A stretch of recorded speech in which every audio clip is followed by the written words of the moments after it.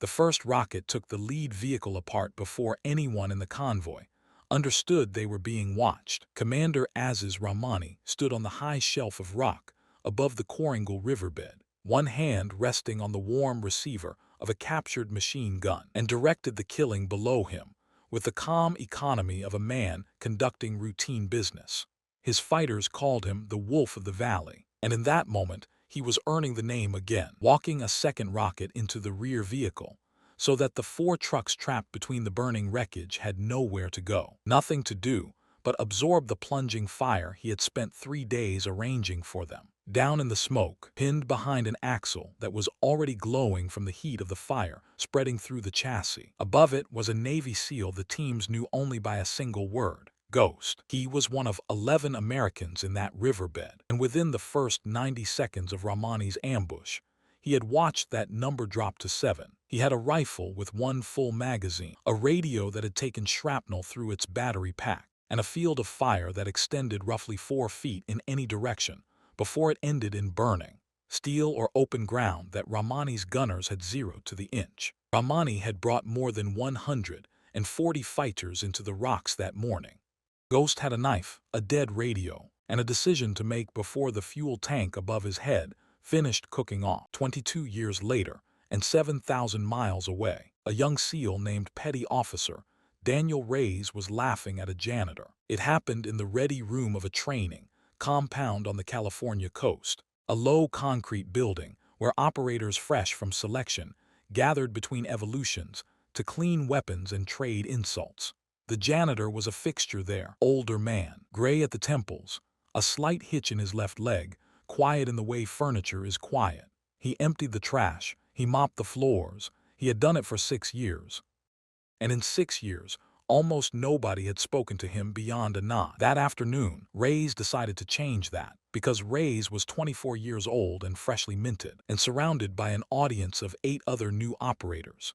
And the oldest joke in the military is the one you make at the expense of the man holding the mop. So he asked the janitor loudly, with a grin built for the room rather than the recipient, what his call sign was. The janitor did not smile. He did not look up quickly, and he did not look up slowly. He simply finished the pass he was making with the mop, set the handle against the wall with a small, deliberate care that should have been the first warning, and answered with one word.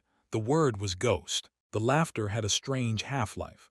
It lasted perhaps 2 seconds at full volume, began to die when the Master Chief in the corner rose from his chair with his coffee forgotten on the table, and was fully dead by the time 3 senior instructors, men with more than 60 combat deployments among them, stood, crossed the room without a word, and walked out of the building as if summoned.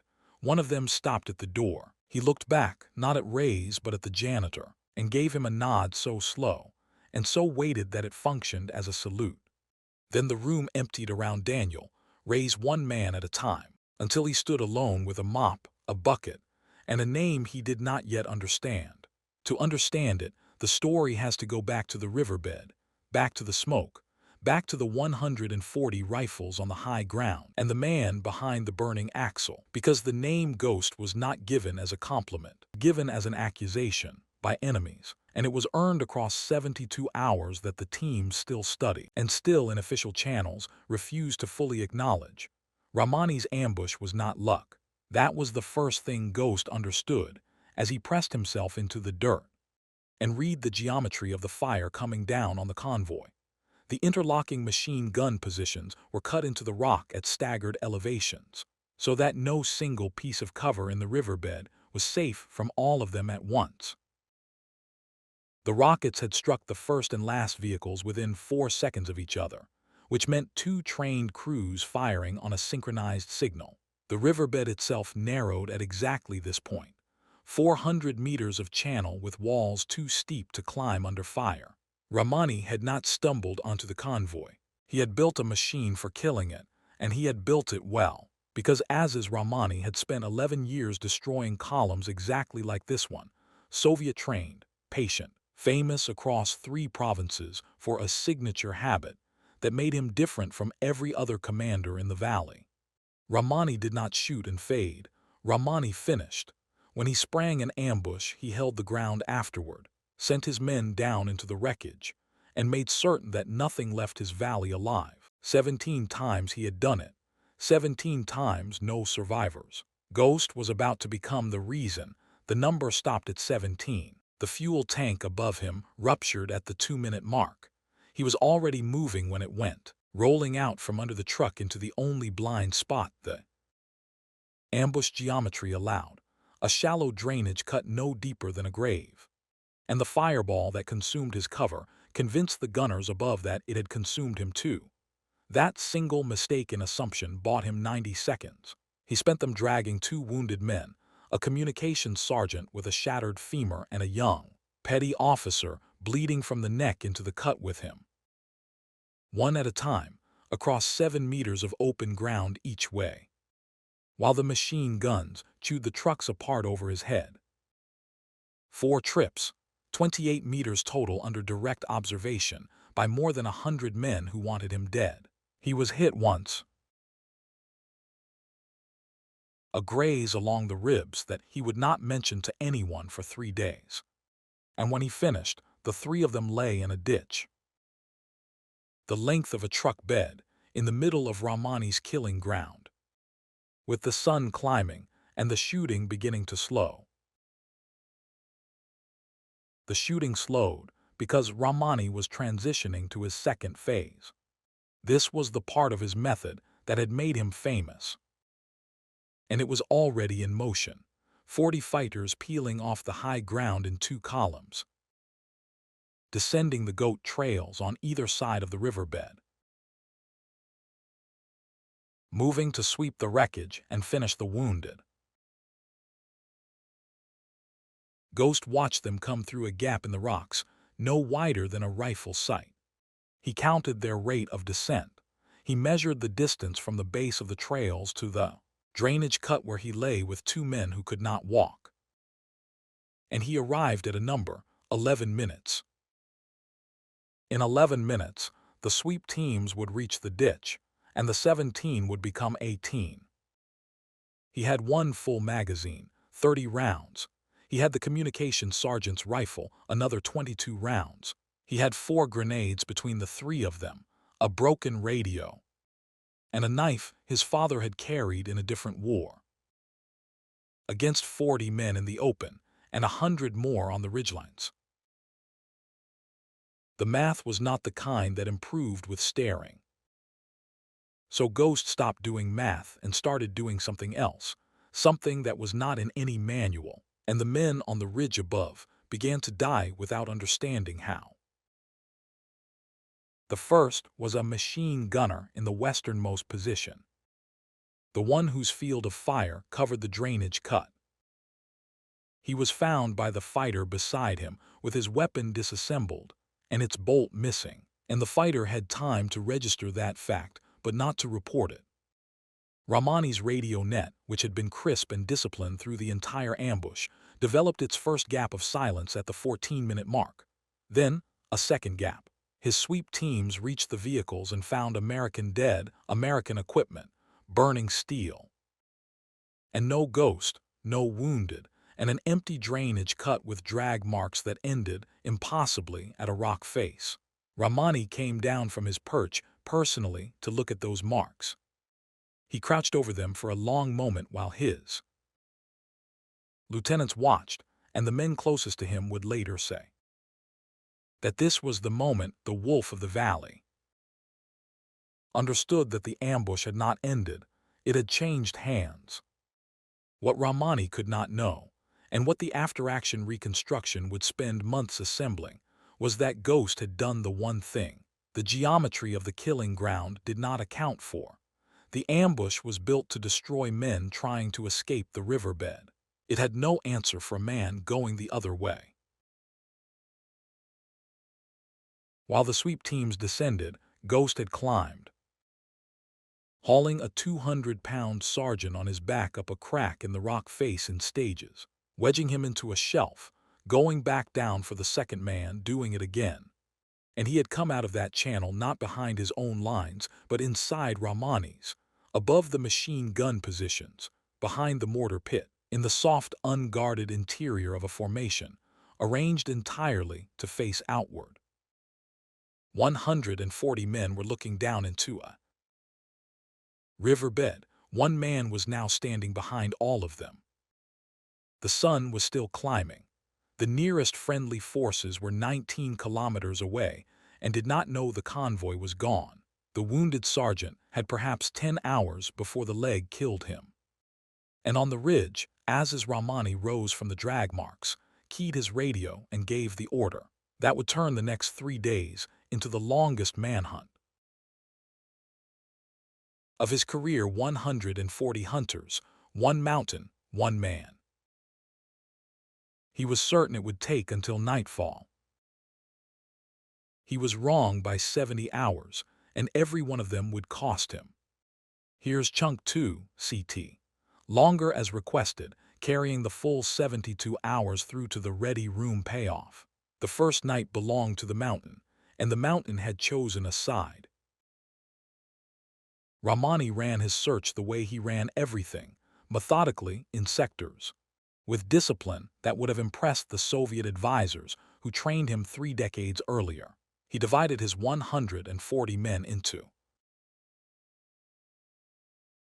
14 hunting teams of 10, assigned each team a grid, and pushed them up the slopes in overlapping waves so that no fold of ground went unswept twice. He posted his best marksmen on the high knuckles of rock with night optics taken from a dozen ambushed convoys. He set his mortar crew to fire illumination rounds on a rotating schedule, turning the darkness above the valley into a stuttering artificial daylight. It was, by any standard, a textbook cordon. It assumed one thing, and that one assumption was already killing it. It assumed the man they hunted was running. Ghost was not running. Ghost was shopping. At the 22-minute mark of the search, Hunting Team 4 crossed a scree field in loose file. And their trail man simply was not there when the team leader counted heads at the far side. No shot, no cry. The man's rifle was found 40 meters upslope, propped against a rock. Its magazine gone, its bolt gone, arranged with a neatness that was worse than blood. At the 51-minute mark, Team 9's radio went silent, and when a runner reached their grid, he found 10 men alive and unhurt and utterly paralyzed, standing in a defensive circle around a radio that had been taken from the team leader's back, cut free of its straps. While he was wearing it, while he was walking in the dark without the man feeling anything but what he later described as a brush of wind. That story crossed the mountain faster than any order Rahmani issued. By midnight, his fighters had stopped calling the American by the word for commando. They had started calling him the word for ghost. Rahmani heard the name and understood exactly what it would do to his men. Because fear was his own primary weapon, and he knew its mechanics better than anyone in the valley. He responded by tightening the sectors, doubling the teams, forbidding the word itself on his radio net. It did not matter. The mountain kept swallowing men in ones and twos, and each disappearance was engineered for maximum witness. A sentry vanished from a 2-man listening post, while his partner relieved himself 6 feet away.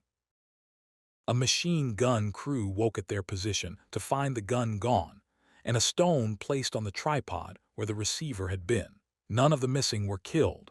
That was the detail that unmade the searchers. The detail Rahmani turned over and over through the second night.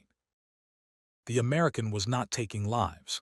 He was taking weapons, radios, batteries, water, morphine, and men's certainty, and he was leaving the men themselves bound and breathing, to be found, to talk, to spread it. Because Ghost was fighting 2 battles at once, and the visible one was the lesser of them. Hidden on a shelf inside the rock chimney, the communications sergeant was dying by degrees, his shattered femur swelling against its splint, and the young petty officer's neck wound needed pressure changed every 4 hours, by hands that were needed elsewhere. Every raid Ghost ran into Rahmani's lines was a supply run. The morphine he lifted from a hunting team's medic went into the sergeant's leg. The water went to the petty officer. The stolen radio batteries went into a project he was assembling in the dark, cannibalizing his broken radio, and the captured one into a single working set, one frequency at a time, with a multi-tool and a rifle cleaning kit, in total blackness by feel. On the second morning, at 5:04, a signals intercept post 19 kilometers away logged a 9-second burst transmission on an emergency frequency that had been silent for 2 days. 9 seconds. A grid coordinate, a casualty count, and 2 words that went up the chain of command like a flare. Ghost holding. 9 seconds was also long enough for Rahmani's Soviet-trained ear to catch the transmission on his captured set and understand its meaning. The American had communications. The Americans would come. The window that had felt infinite 2 nights ago now had a hard edge, and behind that edge waited gunships. Rahmani made the decision any competent commander would make. The decision Ghost had spent 2 nights herding him toward. He stopped searching the whole mountain. He concentrated everything, all 14 teams, the mortars, his personal guard, into the one sector where the pattern of raids clustered, the eastern face. Tightening 140 men into a noose around a half-kilometer of rock. It was the correct move. It was also the first time in 11 years that the Wolf of the Valley had positioned his entire force based on information his enemy had chosen to give him. Because the raid pattern was not a pattern, it was bait. Every strike on the eastern face had been a brushstroke in a picture Ghost was painting for him. And the chimney where 2 wounded Americans lay hidden was on the western face, now emptied of hunters, under a sky that would fill with American rotors in 19 hours. But the plan had a cost, and the cost came due at noon on the 3rd day. The noose on the eastern face found the anchor point of one of his rope descents, a genuine one, left in genuine haste, and Rahmani crouching over it as he had crouched over. The drag marks in the riverbed finally read the deception whole. The searchers would say later that he was silent for a full minute. Then he stood, turned his men west, and did the thing that made him the most dangerous adversary Ghost would ever face. He stopped following evidence and started thinking like his enemy. Wounded men needed shade, concealment from the air, defensible approach, water. He pulled a map, drew a circle around the western face, and reduced 11 years of the Americans' advantage to 4 possible positions. His teams were moving at a run within 10 minutes. The lead element reached the base of the western chimney with 6 hours left before extraction. And a fighter looking up through the shimmer of afternoon heat saw, 80 meters above him, a boot heel disappear over the lip of a shelf. The last 6 hours were not a manhunt. They were a siege, and the arithmetic of it was simple and terrible. 1 rifle, positioned in a natural stone funnel that allowed only 2 men to climb abreast, against 140, with mortars. Ghost had chosen the chimney 2 days earlier for exactly this geometry, and now he defended it round by round. Firing, displacing along the shelf, firing again, making 1 rifle sound like 4, while Rahmani's mortar crew walked high-explosive rounds up the face. In patient increments, and rock splinters filled the air like sleet. The sergeant, floating on stolen morphine, loaded magazines by feel with his back against the stone. The petty officer, 1 hand pressed to his own neck, watched the southern approach with a pistol. 40 rounds became 30. The mortars found the range at last. And a round burst close enough to slam Ghost against the chimney wall, opening the graze along his ribs into something that no longer qualified for the word. 30 rounds became 18. Ramani's fighters gained the first shelf, then the second, paying for each in wounded men dragged back down the funnel.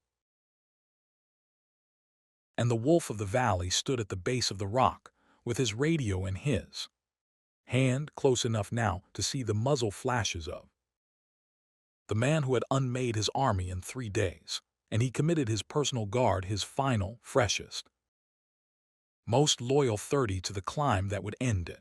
They were 40 meters from the shelf when the valley began to shake. The gunships came out of the southern haze at 140 knots, flying lower than the ridgelines. And their arrival transformed the geometry of everything in an instant. The eastern face, where Ramani had so briefly concentrated his entire force, was now empty. But the western face was crowded with 140 men caught in the open, on bare rock in daylight, committed to a climb they could not undo. What the 30-millimeter cannons did to that hillside in the following 4 minutes belongs to the reports that remain sealed. What is known is that the assault force that roped down onto the chimney shelf found 3 Americans alive, 2 of them unable to stand, and the third refusing to be carried, standing over them with a rifle that held its final 2 rounds.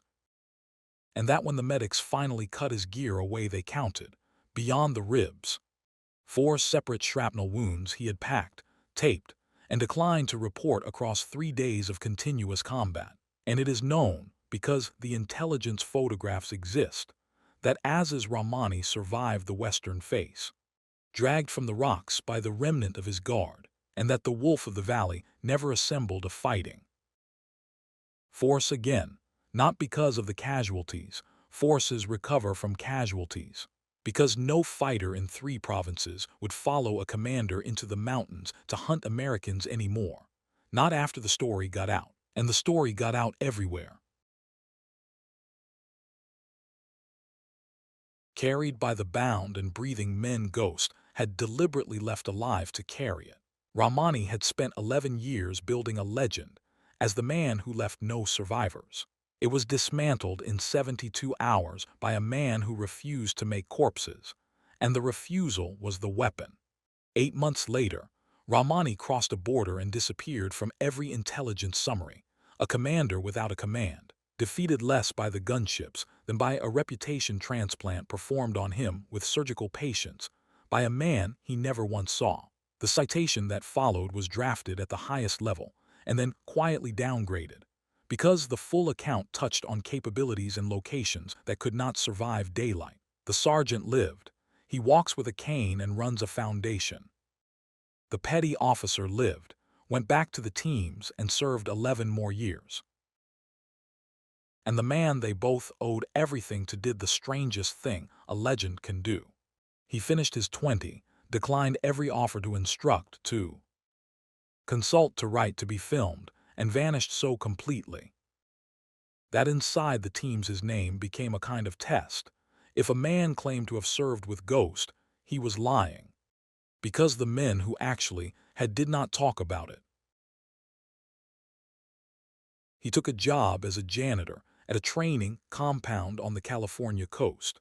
Those who eventually pieced it together offered theories that he wanted to stay close to the teams without the weight of the name, that the hitch in his left leg, the one souvenir of the mortars he could not hide, had made him feel he no longer belonged in the ranks.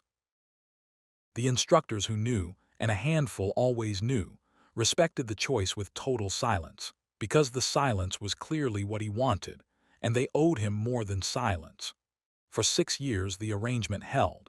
He mopped the floors where a new generation cleaned their weapons, emptied their trash, learned their faces and said nothing, an entire war folded up and put away behind, a gray mustache and a name badge that said Walter.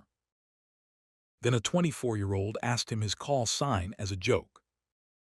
Understand what Daniel Reyes actually saw that afternoon, in the seconds after the word landed. He saw a Master Chief with 26 years of service come out of his chair like the room was taking fire. He saw 3 instructors, men who did not stand for admirals, stand for a janitor. He saw one of them stop at the door and deliver a nod that Reyes would spend weeks decoding. And he saw the room drain of every operator in it. Not in embarrassment, not in anger, but in something closer to ceremony, as if remaining seated in that man's presence after that word had been spoken was simply not a thing that could be done. The senior men had recognized the name instantly, because the 9-second transmission, the chimney, the 72 hours, sanitized and stripped of identifying detail, had been a case study in their advanced courses for a decade, taught by instructors who ended the lesson the same way every time.